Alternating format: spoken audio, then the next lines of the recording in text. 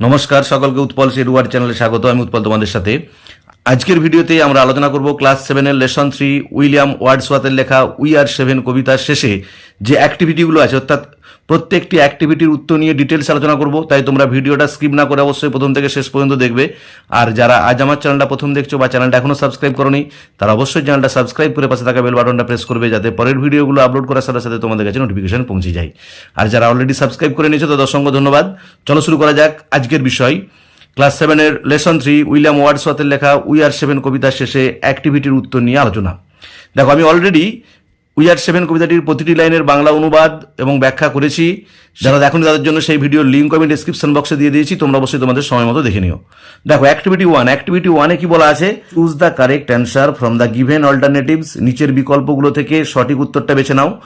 এর দাগে দেখো, the little girl whom the poet met was. ছোট্ট মেয়েটি যার সঙ্গে কবির সাক্ষাৎ হয়েছিল সে ছিল 7, 8, 9 ইয়ার্স ওল্ড। উত্তর হবে 7 বছর বয়সী মেয়ে ছিল। বিয়েটা দেখো, দ্য গার্ল লস্ট। মেয়েটি হারিয়েছিল 2 ব্রাদার্স, দুটো ভাইকে, 2 সিস্টার্স, দুটো বোনকে, a brother and a sister, একটা ভাই এবং একটা বোনকে। উত্তর হবে a brother and a sister. সিয়েরটা দেখো, the distance between her house and the burial ground was only. দূরত্বটা, তার বাড়ির সাথে সমাধিস্থলের দূরত্বটা ছিল কেবলমাত্র 12 স্টেপস, 12 পা, 10 স্টেপস, 10 পা, 6 স্টেপস, 6 পা। উত্তর হবে 12 স্টেপস। দেখো এবার অ্যাক্টিভিটি 2 কি বলা আছে? Identify which of the following statements are true and which are false. চিহ্নিত করো নিচের কোন বক্তব্যগুলো সত্য আর কোনগুলো মিথ্যা। Give a supporting statement for each of your answer. তোমার প্রত্যেক উত্তরের সপক্ষে বাক্য দেখাও, বা যে বাক্যটা প্রমাণ করছে ট্রু হলে যে বাক্যটা প্রমাণ করছে ট্রু, বা ফলস হলে যে বাক্যটা প্রমাণ করছে ফলস, সে বাক্যটা তোমাকে লিখতে হবে। দেখো, আমি তোমাদের সুবিধার জন্য উত্তরগুলো লিখে দিয়েছি। The little girl was good looking. ওই ছোট্ট মেয়েটি দেখতে খুবই সুন্দর ছিল, এটা হচ্ছে ট্রু। সাপোর্টিং স্টেটমেন্ট হবে দেখো, her beauty made me glad. যে তার সৌন্দর্য আমাকে আনন্দিত করেছিল। বিয়েটা দেখো, 5 of her brothers and sisters were dead. তার 5 জন ভাই বোন মৃত ছিল, এটা হচ্ছে ফলস। দেখো, সাপোর্টিং স্টেটমেন্ট হবে 2 অফ আস ইন দ্য চার্চইয়ার্ড লাই। আমাদের মধ্যে 2 জন সমাধিস্থলে শুয়ে আছে, তার মানে 2 জন মারা গেছে। সেটা দেখো, the graves were covered with green grass. সমাধিগুলো ঢাকা ছিল সবুজ ঘাসে, এটা ঠিক, তাই ট্রু লিখেছি। সাপোর্টিং স্টেটমেন্ট হবে দেয়ার গ্রেভস আর গ্রিন। তাদের সমাধিগুলো হয় সবুজ। অ্যাক্টিভিটি 3 দেখো, আমি পুরোটা পড়ছি না, শুধু কি বলা আছে দেখো, হোয়ার ইজ দ্য সিমিলারিটি। মিলটা কোথায়? The 2 word breath rhymes with death. যে এখানেতে যে দুটো ওয়ার্ড আছে ব্রেথ আর ডেথ, এদের যে একটা ছন্দের মিল আছে। দিয়ে বলছে ফাইন্ড ওয়ার্ডস ফ্রম দ্য, খুঁজে বার করো শব্দগুলো, the poem that rhyme with the given words. যে কবিতা থেকে সেই শব্দগুলো খুঁজে বের করো যার সঙ্গে ছন্দের মিল আছে। দেখো, কার্ল, উত্তর হবে গার্ল। আমি উত্তরগুলো সব লিখে দিয়েছি। হেড হবে শেড, এয়ার হবে হেয়ার, ক্ল্যাড হবে গ্ল্যাড, বি হবে মি, টেল হবে ডুয়েল, লেড হবে মেড, হেভেন হবে 7। দেখো, অ্যাক্টিভিটি 4টা দেখো, তোমাদের সুবিধার জন্য আমি খাতায় লিখে উত্তরগুলো দেখিয়ে দিয়েছি। যে অ্যান্সার দ্য ফলোয়িং কোয়েশ্চেন্স, নিচের প্রশ্নগুলোর উত্তর দাও। Pick out the expression that describe the appearance of the girl. যে উদ্ধৃতিগুলো বের করো বা উদ্ধৃতিগুলো তুলে আনো যেগুলো বর্ণনা দিচ্ছে মেয়েটির অ্যাপিয়ারেন্সের। দেখো, আমি উত্তরটা লিখেছি, তোমরা কিন্তু উত্তরগুলো কোটেশনের মধ্যে লিখবে, যেহেতু কবিতা থেকে ডাইরেক্ট লাইনগুলো তুলে দেওয়া হচ্ছে।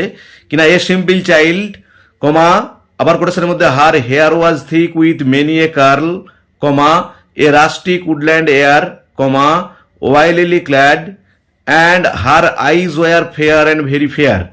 দিয়ে লিখেছি দেখো, দিজ এক্সপ্রেশনস, এই উদ্ধৃতিগুলি describe the appearance of the girl. মেয়েটির অ্যাপিয়ারেন্সের বর্ণনা দিচ্ছে। তাহলে তোমরা এই উদ্ধৃতিগুলোকে সব সিঙ্গেল বা ডাবল ইনভার্টেড কমার মধ্যে রাখবে, কমা দিয়ে দিয়ে লিখবে, লিখবে these expression describe the appearance of the girl. বিয়েরটা দেখো, with whom did the girl live. মেয়েটি কার সাথে বাস করে? দেখো, উত্তর হবে the girl lived with her mother in the churchyard cottage. মেয়েটি বাস করে তার মায়ের সাথে সমাধিস্থলের কুড়ে ঘরে। সেটা দেখো, হোয়াট ডাজ দ্য গার্ল সে। মেয়েটি কি বলেছে about her living brothers and sisters. তার জীবন্ত ভাই বোনদের সম্পর্কে, মানে যারা বেঁচে আছে তাদের সম্পর্কে কি বলেছে। দেখো, দ্য গার্ল সেজ দ্যাট, মেয়েটি বলেছে যে 2 of them dwell at Conway. তাদের মধ্যে 2 জন বাস করে কনওয়েতে। And 2 others have gone to sea। আর 2 জন গেছে সমুদ্রে। আবার বলছি, একটু বুঝে নাও কষ্ট করে, লেখাগুলো ছোট ছোট করে লিখেছি।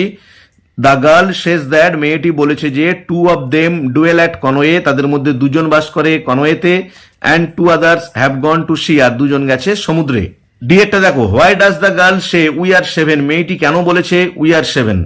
দেখো উত্তর দেখো, the girl says we are seven, মেয়েটি বলেছে উই আর সেভেন বিকজ, কারণ she does not know the difference between living or alive and dead, যে মেয়েটা পার্থক্য জানতো না মৃতর সঙ্গে জীবিতর, যে জীবিতের সঙ্গে মৃতের কি পার্থক্য সেটা জানতো না। আবার বলছি, the girl says we are seven, মেয়েটি বলেছে আমরা হয় সাতজন, বিকজ কারণ she does not know the difference, সে জানতো না পার্থক্যটা বিটুইন লিভিং অর অ্যালিভ, জীবন্তর সঙ্গে, অ্যান্ড ডেড মৃতর, যে জীবন্তর সঙ্গে মৃতর পার্থক্যটা সে জানতো না।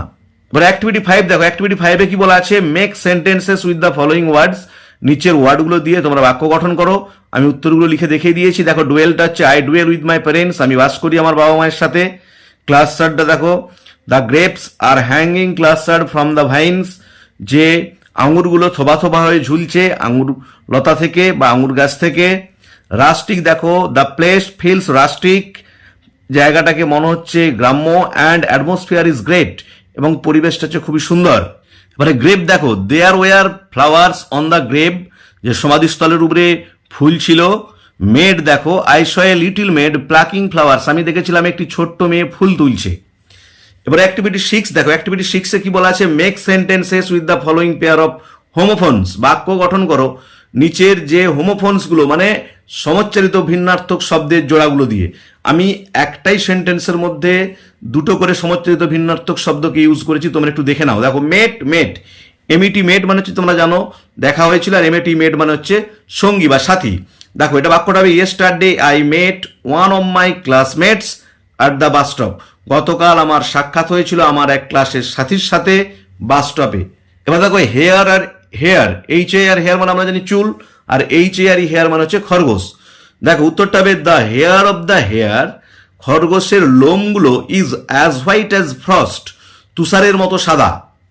এবারে WONDER ওয়ান্ডার মানে ভাবা বা বিস্মিত হওয়া, আর WANDER ওয়ান্ডার মানে ঘুরে বেড়ানো। দেখো I wonder why he wonders every afternoon, আমি ভাবি কেন সে প্রতিদিন বিকালে ঘুরে বেড়ায়। টু আর টু, TWO2 মানে আমরা জানি দুই, আর TO2 মানে তে বা প্রতি। দেখো two friends are going to school, দুই বন্ধু বিদ্যালয়ে যাইতেছে। দেয়ার THER দেয়ার মানে সেখানে, আর THEIR দেয়ার মানে তাদের। দেখো there is a high school beside their house, যে তাদের বাড়ির পাশে একটা হাই স্কুল আছে। তাহলে আজকের ভিডিওতে আমরা ক্লাস 7-এর লেসন 3 উইলিয়াম ওয়ার্ডসওয়ার্থের লেখা উই আর সেভেন কবিতার শেষে যে অ্যাক্টিভিটিগুলো আছে, অর্থাৎ অ্যাক্টিভিটি 1 থেকে অ্যাক্টিভিটি 6 পর্যন্ত প্রত্যেকটি অ্যাক্টিভিটির উত্তর নিয়ে ডিটেলস আলোচনা করলাম। ভিডিওটি যদি ভালো লেগে থাকে অবশ্যই লাইক, শেয়ার ও কমেন্ট করে জানাবে। আর যারা আজ আমার চ্যানেলটা প্রথম দেখছো বা চ্যানেলটা এখনো সাবস্ক্রাইব করোনি, please subscribe the channel and press the bell icon. আর এই কবিতাটির প্রতিটি লাইনের বাংলা অনুবাদ ও বিশ্লেষণ আমি অলরেডি আগেই করেছি, সেই ভিডিওর লিঙ্কও আমি ডেসক্রিপশন বক্সে দিয়ে দিয়েছি। এছাড়াও লেসন 1 এবং লেসন 2 এর প্রত্যেকটি লাইনের বাংলা অনুবাদ এবং অ্যাক্টিভিটির উত্তর নিয়ে আমি ভিডিও আপলোড করেছি, সেই ভিডিওগুলোর লিঙ্কও ডেসক্রিপশন বক্সে দিয়ে দিয়েছি, তোমরা তোমাদের প্রয়োজন মতো অবশ্যই দেখে নিও। ভালো থেকো, ধন্যবাদ, দেখা হবে পরের ভিডিওতে।